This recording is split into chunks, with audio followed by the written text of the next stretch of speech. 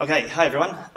So this presentation is going to be about a recent effort that, along with a number of other collaborators you can see here, we've been making towards increasing the reproducibility of the state-of-the-art in energy disaggregation. So what I mean by reproducibility is not like so that I can reproduce my results further down the line, which sometimes I find hard enough, but actually so other people can reproduce the results that come from the community. And then by state-of-the-art, what I mean is recent publications in this field. That's really what this effort was towards. So one thing to note that you can see that there's this long author list, and my name appears right at the end. So it means that I did the least amount of work to this kind of paper that we've written. So I'm going to do my best to sort of pitch it to the room and give you an overview of it, but I really can't claim a huge contribution to at least the coding that went into this work. So to begin, I'm going to kind of go back in time a little bit and talk about exactly where this work came from. So back in 2013, around the time I was finishing my PhD, Reproducible NILM was pretty much non-existent. So the reason for this is that everyone was writing their own dataset parsers. Even though there were datasets starting to be released, everyone had their own way of interpreting these datasets. And what I mean by parsers or interpreting the dataset are things like aligning channels. So for instance, when you measure the aggregate and your individual appliances at different data rates, or even if they don't align, how do you get those different channels to align? How do you manage different sample rates, and so on? And another problem that we had back then was no one released their code, and even when they did, it was hard for other people to run their code. And I'm not trying to point fingers here. Like, I know that I was specifically part of this problem. Like, I would write a paper, and when someone would email me saying, hey, can I have your code? I'd email it out, and they could never run it. It was a real pain. This was definitely a problem back then. Maybe you could argue that there are still some issues with this these days, but still, I think it's a very relevant problem. And also, everyone evaluates their approaches using different metrics. We've heard a lot about this topic today. Sure, this is still kind of an ongoing problem. I think there are actually many different good reasons for using different metrics. But really, if you intend to use the same metric, it should be trivial to use the same implementation of that metric, right? So you should never have a different metric by accident. You should only have it when you have a good reason behind it. So back then, two of kind of my good friends, so an author called Nipan Batra and Jack Kelly got in touch and said, we should, instead of duplicating all of this effort, we should work together and release a toolkit. That's exactly what happened. This is what I'm showing here. This is the GitHub page for NILMTK, or the Non-Intrusive Load Monitoring Toolkit. And Jack always liked to refer to this toolkit as full-fat open source. So this is not just I'm putting my code on the internet open source. This is full-fat asking the community for suggestions on the issue queue or pull requests to add code to the repository, and really to take a bit of ownership of the repository. Not that one or two people are going to maintain it, but it's a real community effort. That was always the plan. But what did NILMTK aim to provide? So really aim to provide the common infrastructure around disaggregation algorithms. So as I mentioned already, it was a problem that people were writing their own dataset parsers. So this is one of the things that NILMTK provided. I think today, NILMTK provides parsers for about 12 of the publicly available datasets that take the dataset from whatever format it was released in and puts it into a single common data format. So NILMTK internally uses HDF5 to store data on disk, and also has its own kind of in-memory Python data structure as well. So NILMTK also provided a few benchmark algorithms. I'll go into this in a bit more detail in a moment. And it also provided a number of implementations of accuracy metrics. So as I said earlier, if you intend to use the same metric, you can be certain that you are using exactly the same implementation. So over the past however many years it is, 6 or so years, NILMTK has actually seen quite a bit of adoption within this community, and it's certainly, I think, the project I'm most proud of to come out of my time in academia. And you can see from the adoption over these years, so it's had 421 stars on GitHub. So this is great. This means people are interested in it, but it doesn't tell you a huge amount beyond that. What's maybe a bit more telling is the number of times people have forked the repository. So these aren't just people interested in the project. These people who are maybe using it themselves or even considering contributing back to the project. But maybe most interesting of all is the number of citations that the paper has received since we published it back in 2014, I think. So it's received 249 citations, which is really compelling to see that this toolkit is actually being used. However, I realized I've painted quite a rosy picture so far, and things are certainly not perfect with this toolkit. There are a number of improvements that could be made, and actually over the years, I think some of these improvements have become quite obvious. And I think probably the most important one is the way that the toolkit is used in academic research. So what we've noticed is that in each of these publications, many people are using the benchmark algorithm implementations in NILMTK when they publish their new algorithm alongside it. But actually what we're finding is that when these publications come out, although they compare against the benchmark in NILMTK, the new algorithm never finds its way back into NILMTK. So NILMTK has always kind of got stuck with these handful of benchmark algorithm implementations and never quite made it into state-of-the-art. And again, I mean state-of-the-art, I mean recent publications. I feel like the toolkit isn't quite keeping pace with more recent publications. So there are a number of reasons for this, and sure, there's always the case that maybe a paper author doesn't want to contribute their algorithm back to the toolkit. That's certainly a possibility, but actually we noticed that in part, there are some things that we could really improve with NILMTK that might increase the chances of having these contributions back into the toolkit. And the one I've highlighted here is the complexity of the disaggregator interface. And by disaggregator, I just mean the format that a disaggregation algorithm has to conform to. So basically what methods does the algorithm need to implement? So as I say, the disaggregator interface is kind of more complex than it really needed to be. It requires a bit of kind of understanding of the internals of NILMTK, which I think is quite a lot to ask from an algorithm author. But it also, we also added some additional complexity when adding out-of-core processing to NILMTK. And by out-of-core processing, I mean being able to support data sets that are too large to fit into memory or RAM, just so that you can load in a chunk of data, process it, save the results to disk, and continue in that fashion. So all of this kind of added to the complexity of the disaggregator interface in NILMTK. So as a result, the algorithms really didn't grow beyond the original handful of benchmarks.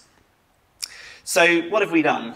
The paper that I'm going to be talking about in the rest of this talk addresses these problems in three ways. The first of which we have redefined the disaggregator interface in NILMTK. We've also started a new repository called nilmtk-contrib, which is also on GitHub. And we've also come up with a new experiment interface. And I'm going to talk through each of these three in turn now. So let's start with the disaggregator API. So the old disaggregator API looked like this. It has, as I mentioned, a train and disaggregate method. But really what I want to draw your attention to are the parameters which these methods take. They take this meter group parameter, the mains parameter, and this output data store.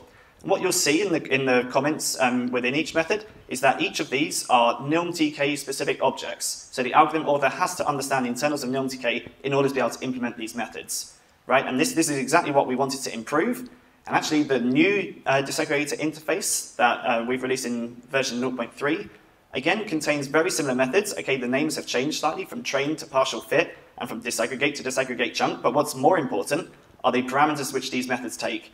These are no longer internal objects from NILMTK. These are now standard either Python or pandas objects, or Python collections of pandas objects. And for those of you not so familiar with Python or pandas, so pandas is a very commonly used data analysis library for Python, so it's much better to rely on knowledge of other kind of third-party, well-adopted library rather than relying on knowledge of NILMTK itself. So those are changes to the disaggregator interface. I mentioned also that we started a new repository called nilmtk-contrib. So if you look back in the original NILMTK repository, you'll see that almost all the algorithms are gone. I'm not quite sure why there's still a mean benchmark in here, but the algorithms have moved out into this nilmtk-contrib repository. And you can see that there's a good list of algorithms here. I'm not going to go through them on this slide, but it's a little bit clearer on this one. So you can see on the left-hand side, there are three algorithms that used to be available. These are the commonly used benchmarks that I think you've heard a lot of people referring to over the past 2 days. So that's combinatorial optimization, the factorial hidden Markov model with an exact inference algorithm, and edge detection as proposed by Hart back in the seminal work in '92. Although I don't think Hart actually implemented the work, but then NILMTK actually contains implementation of it, which is kind of the best effort to replicate his work. And then on the right-hand side, you can see 9 new disaggregation algorithms that have been added in version 0.3. So, okay, maybe it's not quite an algorithm, but the mean version at the top is very much a benchmark, as we've heard already in this conference. All it does is predict the average value that that appliance consumed in the training set. But maybe what's more interesting are some other approaches that have been kind of talked about a lot in the machine learning literature more recently. So things like discriminative sparse coding and various extensions of factorial hidden markov models, and then a number of models built on kind of, deep neural networks. So these are, I think, models that we've heard a lot about over the past 2 days. I think that they approach the state of the art, but really I think this is a kind of a good proof of concept that all of these algorithms can be implemented using the disaggregator interface that we've released in version 0.3, and I think certainly paves the way to making it easier to get new algorithms back into NILMTK as they are released. And finally, the last thing I want to talk about is the experiment API in NILMTK. So what we've done with the experiment API is separated really what you want to run from the code that you write. So this allows you to describe an experiment in terms of kind of this JSON format that I have an example of here, rather than all of these details of your experiment getting lost somewhere on like line 150 of your Python code. So I'm just going to talk you through this example very quickly to give you an idea of what experiment we're running here. So here at the top, we're using the active and apparent power from both the mains and the submetered data in this data set. We're setting a sample rate of, I think, 60 samples, I guess, per minute, so that's once per second. And we're not using an artificial aggregate, meaning we're using the aggregate that was measured by a meter rather than summing the appliances themselves. We are interested in disaggregating 2 appliances, the washing machine and the fridge. And we're going to compare a number of disaggregation algorithms. That's what's underneath this method section. And then finally, we are going to train on 1 building from the UKDale dataset, and we're then going to test on 2 buildings from different datasets. We're going to test on 1 building from the DREAD dataset and 1 building from the RED dataset, and evaluate this over 2 metrics, the mean absolute error and the root mean squared error. So this is like quite an extensive evaluation. This would have obviously required like probably a ton of Python code if you were to write it yourself. But the nice thing is that now this experiment is very human readable, and it's very easy to share the experiment that you have run with your colleagues or co-authors or collaborators. So to give you an example about the results that you can generate with this sort of thing, so this is a table from the paper, and actually this is exactly the experiment that I just described in the previous slide using that JSON format. So you can see we've got each of the algorithms down the left-hand side. We've got the 2 homes, kind of the top heading in the 2 columns, and then the 2 appliances, the fridge and the washing machine, down each of the columns. So this is super compelling. No longer are we just like reading numbers in a paper. We can actually reproduce the results from that paper, or at least this implementation of those algorithms. So I think a discussion of like exactly these results is definitely beyond the scope of this presentation, but I think this is a good example of the sort of experiments that it's possible to run with NILMTK, at least this new version of NILMTK, with the implementations of all these algorithms along with the new API. So that's pretty much all the material I wanted to cover. I want to say thank you for listening, and obviously massive credit to all of my co-authors who did all of the work. I did very little on this. All I did was help write the paper. There are a load of links at the end here. You don't really need to type all of these down. I'm just going to tell you the keywords that you need to remember. So NilmTK and nilmtk-contrib you can find pretty easily by searching for them. The paper that describes this in a lot more detail will be presented by Nipan Batra at BuildSys next month, I believe. You can find that on Nipan Batra's homepage. So if you search for Nipan Batra, you'll find his homepage and click on publications, and you'll find the BuildSys paper.